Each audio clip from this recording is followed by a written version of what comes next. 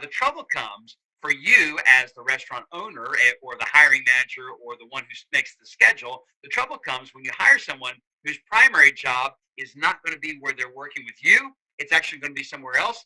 And that primary job is going to govern their availability. And that's going to present some scheduling conflicts or scheduling issues. And when they arise, they're going to arise more frequently because of the conflict in interest, right?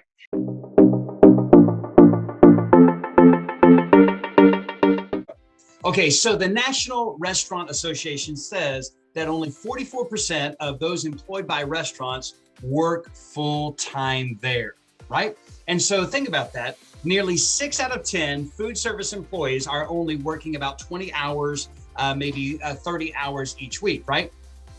So that said, understand this, many of those part-time employees have chosen food service as the logical next step or choice to supplement their income, right? What they're doing is they already work a primary job, but they want to use yours as a side hustle. They want to use yours as more of a means to reach their goals because they're not making enough in their primary job. Now that can present some scheduling conflicts, and that's what we've been kind of working through this week. So that said, in short, many use restaurant work as an opportunity to make more money, likely because they came into the labor force maybe as their first time job, and they look at your quick service restaurant as a side hustle, as a safety net, as a plan B, as a fallback until their finances get back in order, or at least until they meet their goals and their objectives. Now the trouble comes for you as the restaurant owner or the hiring manager or the one who makes the schedule. The trouble comes when you hire someone whose primary job is not going to be where they're working with you. It's actually going to be somewhere else. And that primary job is going to govern their availability. And that's going to present some scheduling conflicts or scheduling issues. And when they arise, they're going to arise more frequently because of the conflict in interest, right? And so to combat these issues, some restaurants are choosing to pass on applicants when they're coming in for a side hustle. In other words, if this is not going to be your primary job, we're going to go ahead and pass on that. Now, I'm not saying to pass every time, but if you are going to do this, just consider this. It is a risk that you're taking a risk every time you do that. And so when the talent stream is minimal and you feel like I have to take a risk on this particular applicant because I need help, even if it's part-time help and they already have a job and this is their second job, I need to try something. I want to see. Now, if you're going to do this, I have actually 3 things just for you to consider.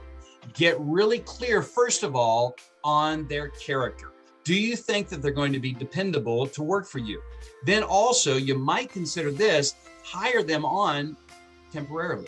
It's kind of like seasonal work, right? It doesn't matter what time of year it is. It's not necessarily Christmas, but you're going to hire them on for a season. So just say, okay, let's do this. Since this is a side hustle, this is not your primary job. Let's go for 2 months. Let's go for 3 months just to see if this is going to work for you. After 30 days, we're going to have a conversation. And if we want to continue, we'll go for another 30 days. And if we want to continue, we're going to go for another 30 days. If you convince me that you can be here on our schedule and you're not going to cause issues with the scheduling, then we'll consider about going forward for the rest of that time. And maybe you don't pay them necessarily as much as you want to pay them starting out because you want to see if they're going to be able to make it. So then after three months, you can renegotiate the terms as far as what they're doing and if they can go forward, how much more money they can make. But then also discover their goals. So what you've done so far is you just got really clear, is this a dependable, honest person of integrity that I'm looking at? The second thing is just consider maybe seasonal work. I'll hire you temporarily, and after 3 months, we'll kind of come back and explore this to see if we want to continue going forward. And that way, initially, I only have them for 3 months. Then also, you can try this. Just discover what their goals really are, and then you commit yourself that I'm going to help you reach those goals. So what are your goals? Well, I really need to pay this credit card bills have kind of got up, or I want to pay my car off, or I want to be able to have $5,000 to go out and put down on the car. Okay, great. Let me help you reach those goals. And so that way, they know it's temporary. You're not going to be there for the long term because they already have a real job. They already have a primary source of income. Hiring people to work in your restaurant for a secondary job is risky business.